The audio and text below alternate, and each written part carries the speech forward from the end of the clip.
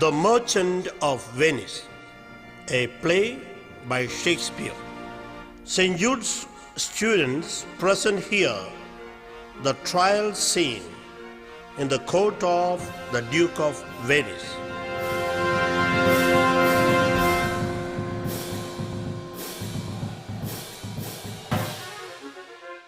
Came you from Padua, from Bellario? From both, my lord. Bellario greets your grace. Why do you sharpen your knife so earnestly? To cut the forfeiture from the bankrupt there. Not on your soul, but on your soul, harsh Jew. You sharpen your knife. No knife will be as sharp as your envy. Can no praise penetrate your heart? No, no, none that you have wisdom enough to make. Oh, be you damned inexorable dog! Your soul must be of a wolf that was hanged to manslaughter. For your desires are wolfish, bloody, and ravenous. Bark on, you won't nullify my bond.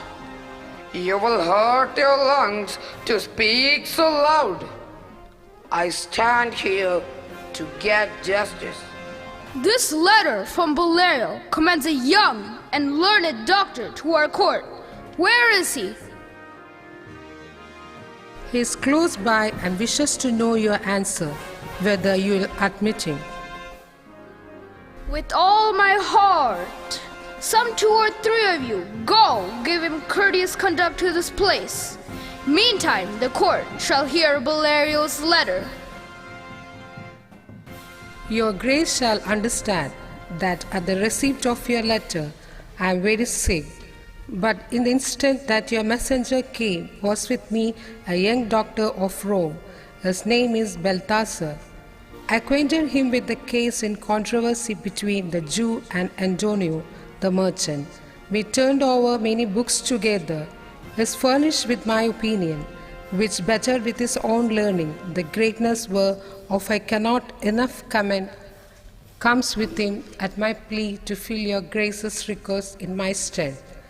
A wise head rests on his youthful shoulders. I leave him to your gracious acceptance, whose trial shall better publish his commendation. That is learned Bellario's letter, and here, I take it, is a doctor come.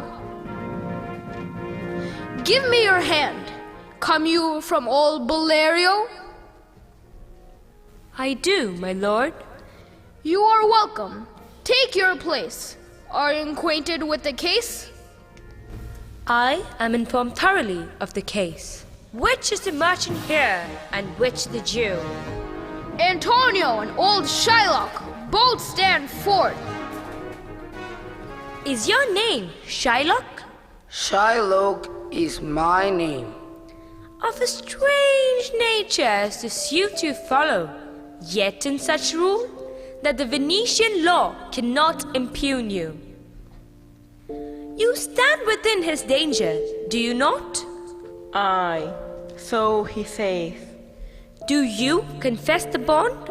I do. Then must the Jew be merciful. On what compulsion must I? Tell me that. The quality of mercy is not strained. It drops as the gentle rain from heaven upon the place beneath. It is twice blessed. It blesseth him that gives and him that takes. 'Tis mightiest in the mightiest it becomes. The throned monarch better than his crown. His scepter shows the force of temporal power. But mercy is above the sceptred sway. It is enthroned in the hearts of kings. It is an attribute to God himself. Though justice be thy plea, consider this, that in cause of justice, none of us should see salvation. We do pray for mercy, and that same prayer do teach us all to render the deeds of mercy. And I beseech you, rest once the Lord to your authority, to do a great right, to do a little wrong, and curb this cruel devil of Israel. It must not be. There is no power in Venice that can alter a decree established. It cannot be. Daniel comes to judgment. Yeah, Daniel. Oh, wise and young judge, how I do honor you. I pray you, let me look upon the bond. Here it is, most reverend doctor. Here it is. Shylock, there's thrice your money offered you. An oath, an oath. I have an oath. Shall I lay perjury upon my soul? No, not for Venice. Why? This bond is forfeit, and lawful by this, the Jew may claim a pound of flesh to be by him cut off nearest the martyr's heart. Be merciful, take thrice your money, bid me tear the bond. When it is paid according to the law, it appears you are a worthy judge. Proceed to judgment. By my soul I swear, there is no power in the tongue of man to alter me. I stay here on my bond. Most heartily I do beseech the court to give the judgment. Why then, thus it is. You must prepare your bosom for his knife. Oh, noble judge! Oh, excellent young man! For the intent and the purpose of the law has full relation to the penalty in the bond. It is very true. Oh, wise and upright judge, how much more wiser are you than your looks? Therefore, lay bare your bosom. Ah, his breast, so says the bond. Does it not, noble judge? Nearest his heart, those are the very words. Ha ha ha ha ha. It is so. Are there balances here to weigh the flesh? I have them ready. Have you any surgeon, Shylock, to stop his wounds, lest he bleeds to death? Is it so mentioned in the bond? It is not so expressed, but what of that? Where could you do so much for charity? I cannot find it. It is not in the bond. You merchant, have you anything to say? But little, I am well prepared with spiritual strength. Antonio, I am married to a wife who is as dear to me as my life itself. I will sacrifice them all here to this devil to deliver you. Your wife would give you little thanks for that, if she were here to hear you make the offer. A pound of that same merchant's flesh is thine. The court awards it and the law demands it. Oh, most rightful judge! And you must cut this flesh from off his breast. The law allows it and the court awards it. Most learned judge, a sentence, a sentence. Come prepare. Tarry a little. There is something else. This bond gives you here no jot of blood. The words expressly are a pound of flesh.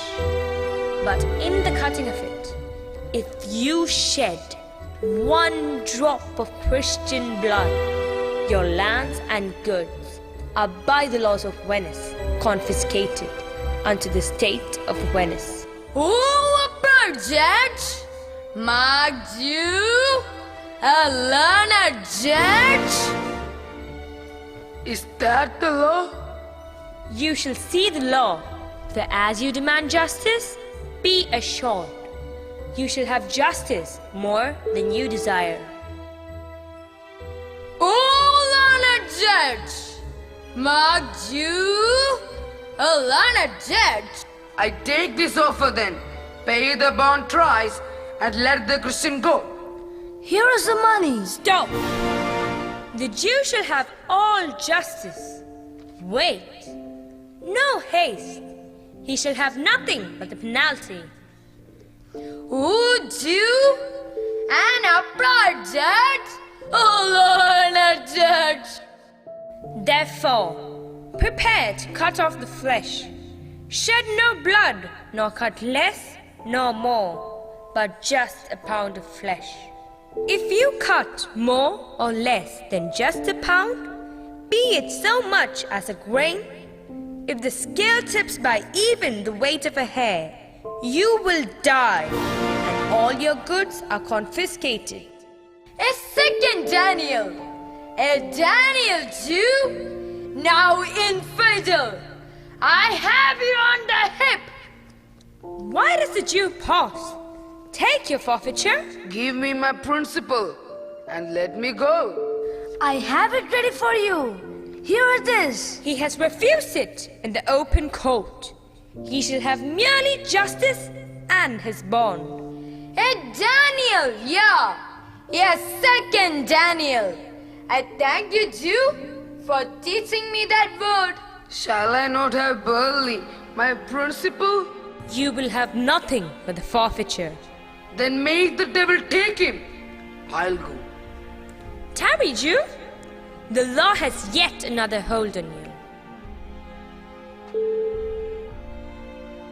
It is enacted in the laws of Venice. If it be proved against an alien, he seeks the life of any citizen. The party against the one he contrives shall seize 1/2 his goods. The other half comes to the privy coffer of the state. And the offender's life lies in the mercy of the Duke only. I would aver that, indirectly and directly too, you have contrived against the very life of the defendant. Down therefore and beg mercy of the Duke. Beg that you may have leave to hang yourself. That too, you must be hanged at the state's expense, as you are absolutely a bankrupt. You shall see the difference of our spirits. I pardon you yours life before you ask it. For half your wealth, it is Antonio's.